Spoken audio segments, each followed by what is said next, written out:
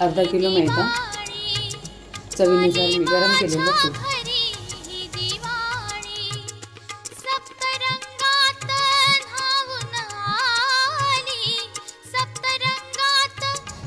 पाक बनवण्यासाठी 2 ग्लास पाणी घेतलेलं आणि 1 ग्लास साखर, 1 चमच लिंबूचा रस, मध,